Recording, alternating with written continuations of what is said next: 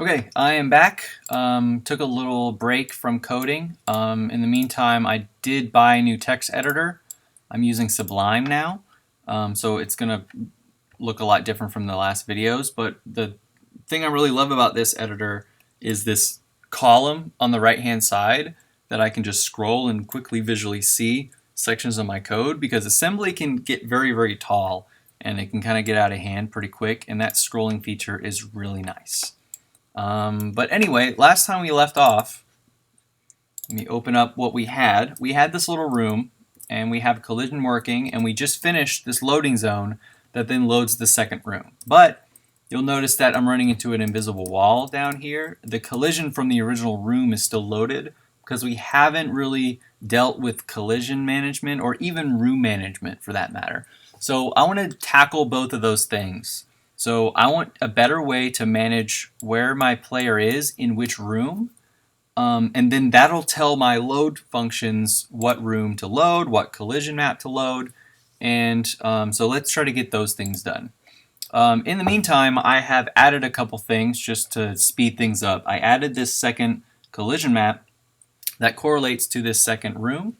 And I've also renamed some stuff. I had all this stuff named like level 1, level 2, and in reality these are rooms. So I named stuff appropriately. So these are renamed to room 0, room 1, and then these collision maps and all of that stuff is loaded and named appropriately too. So the idea here is to figure out what position the player is in, so we need a variable to keep track of that. So I'm going to call this my room index. That's keeping track of what room the player is in. The next thing I want to add to RAM is my collision data is rather large, and we may want to think about compression methods in the future. And we're not going to be able to index into it for collision detection if it's in a compressed state. So we have to be able to unwrap that and put it somewhere in RAM. So ultimately, I'm going to be addressing my collision in regards to a position in RAM. So collision RAM is going to live at 700. Okay, so now that it's going to be in a position in RAM, we can fix this little hard-coded section in our check collide function, because this is checking collision no matter what room I'm in, so we don't want to hard-code it to the first collision map. This is going to be just collision RAM. It's checking collision RAM. So this is fixed, it's more versatile. But now we want to address a couple things. So room management is going to get really out of hand if we continue on with this kind of hack method that I was imploring just to get things working. So when I check my loading zone, I'm checking if I'm on name table 0, which ultimately has to go because we could be on any name table. We could be on the first one, the second one, and we have to be able to account for both of those. So that's going to get deleted. And then this jump to load level 2, I'm literally hard coding, loading the address of level 2 into the data pointer and then changing the name table and loading it, where in reality we want a function that's going to be more versatile than that. So in reality it's going to be like load next level. So we can call this, or sorry, load next room. Load next room. So let's actually just delete this, call load next room. And what happens when you load a next room? So I'm just going to increment my room index, and then all this other stuff is going to happen. So we change the name table, turn off the screen, reset the player position, and then we load the room. So we deleted us loading our data pointer with the second room. So let's go to load room and add a more versatile way of doing that. So let's go to load room. Load room. Okay, so right here, what we want to do is be able to load what room we want into the data pointer. So load X with our room index, because we're going to use it as an index. And then we're going to index into a couple tables. Let's create these tables. So we want these addresses in a table. And so same thing with the collision map. So room table low byte and room table high byte, because we're loading the low byte of a pointer and the high byte of a pointer. And this is going to contain the low byte of room 0, the low byte of room 1, and then this table is going to be the high byte of room 0 and the high byte of room 1. Okay, so now let's go back to load level.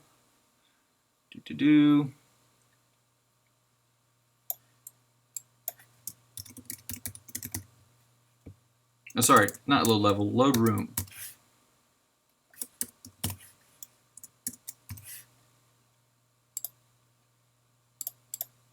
Ah, there it is. Okay, so now we can index into this table better.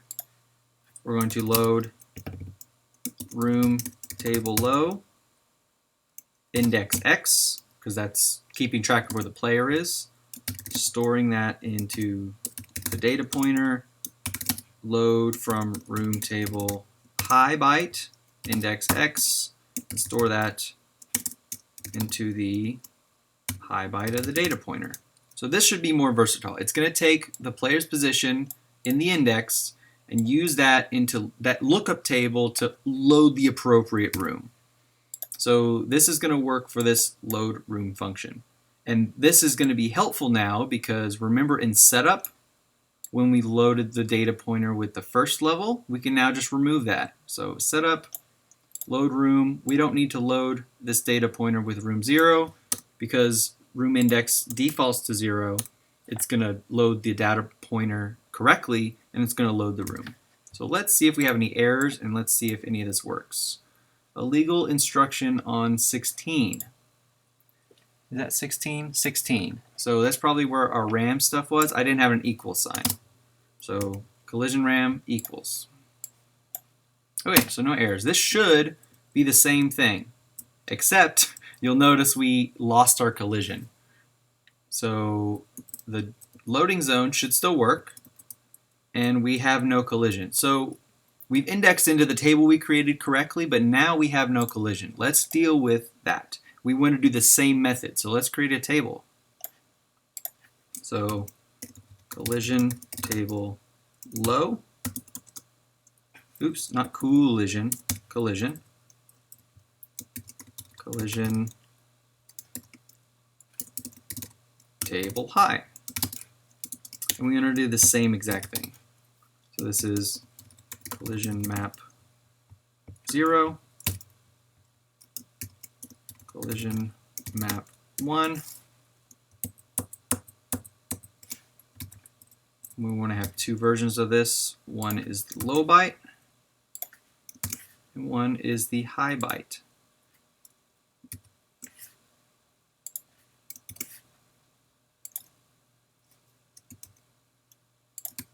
Okay, so now we can use this table in the same manner to load collision. Let's write a load collision function. So now we load collision.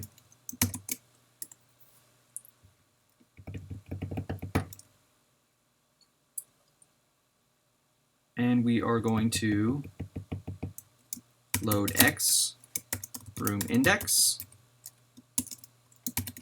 Use that to index into the table we just created. Load A to collision table low.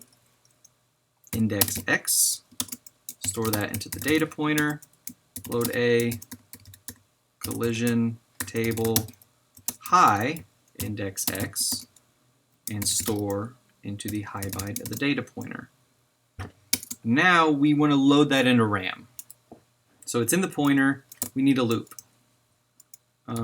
Load collision, I'll just say load collide loop.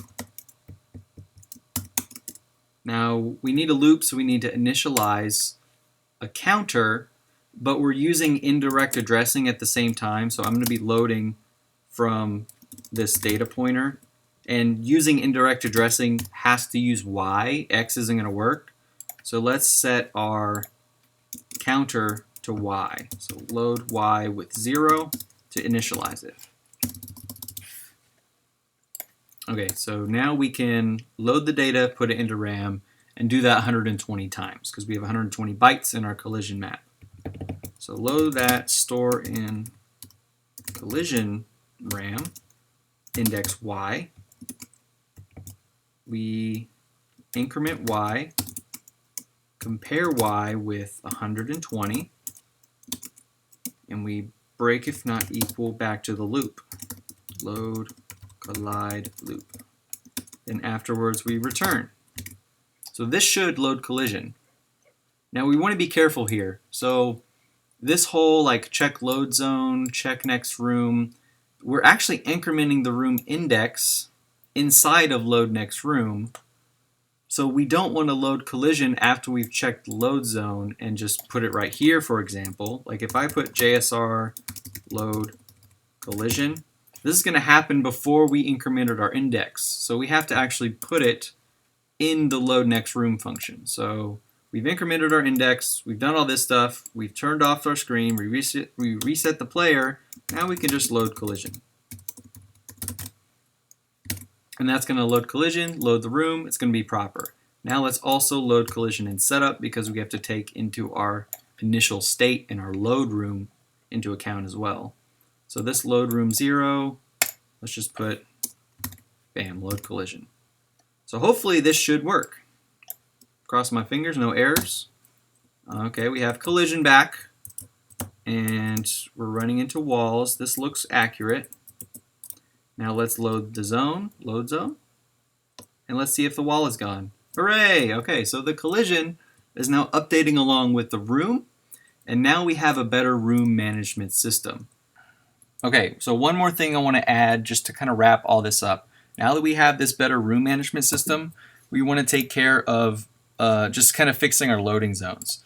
Because we have this loading zone over here to the right that we're detecting, and we're able to load the next room. But if I was to just walk to the left, I just wrap around. I'm not detecting a load zone to load the previous room. If we want kind of a level that we can traverse through different rooms, we have to be able to detect that the player is going back into the old room. So we have this load next room function, but we essentially want to have two functions right here. So we want a load previous room. And what's going to happen in load previous room? We're going to decrement the room index, and we're going to jump to all the rest of the stuff that happens in this function. So we're just going to reuse that whole function. We're going to decrement, jump to do all this stuff, or if we're loading the next room, we increment and then continue to do all this stuff. So let's make a loading zone on the left. So I'm going to name this check load zone right. Let's remember to rename any that may be kind of hanging in the ether. So check load, there we go, check load zone right. Change that. Is there any others? Check load. Nope, just those. Check load zone right, and then we write a check load zone left. And what happens here? So, we can also remove this whole name table business. We don't need that. So what are we doing? We're loading the player position. We're comparing it with a value. The left-hand side of the screen is going to be at 0, 0. Because the X position is the top left pixel. It's actually 1 pixel above the top left pixel of the sprite. So we're checking that axis. So once it reaches 0, we've reached the left-hand side of the screen. And we break if not equal to the end of the subroutine. But if it is equal, we want to jump to the new function that we just created, which is load previous room. So we have load next room, load previous room. Another thing we want to take into account is we reset the player position. So we're on the right-hand side, we hit the loading zone, bam, the player position gets reset to the left. So we don't want them to be reset to the left if they walk through the left-hand loading zone. So let's just quickly change that. So reset player position. Oh, this is in that load next room. So let's just call this when we decrement. So remove this here. So the first one is reset. I'm just going to call this reset player left because we're resetting the player to the left. And then over here, we're going to call JSR reset player right. We're resetting the player to the right-hand side of the screen. All right, so let's change these. So where's reset player? Actual function. Okay, so we're resetting the player to the 8 position, which we can just put that back to 0. And then let's write the other one, reset player left. No, this was left. Reset player left. And then reset player right. We load the right-hand side of the screen. It's F8. And we store that to player X position. Which actually we can do another jump here. We can do the same thing we did.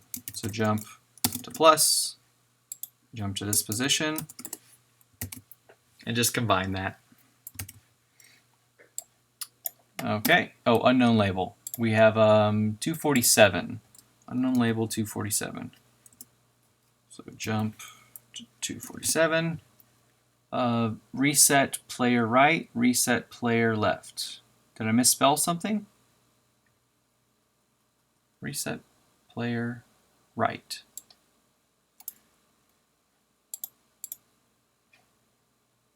Oh, rest player right. Reset player right. Spelling gets me every time. Okay, so this in theory should work.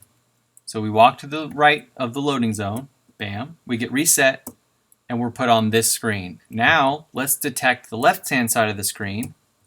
Oh, we didn't check. So while the player is moving left, we have to check if the loading zone is there. So where is that? Move player left. Oops, I was writing in the window. I was wanting to write here.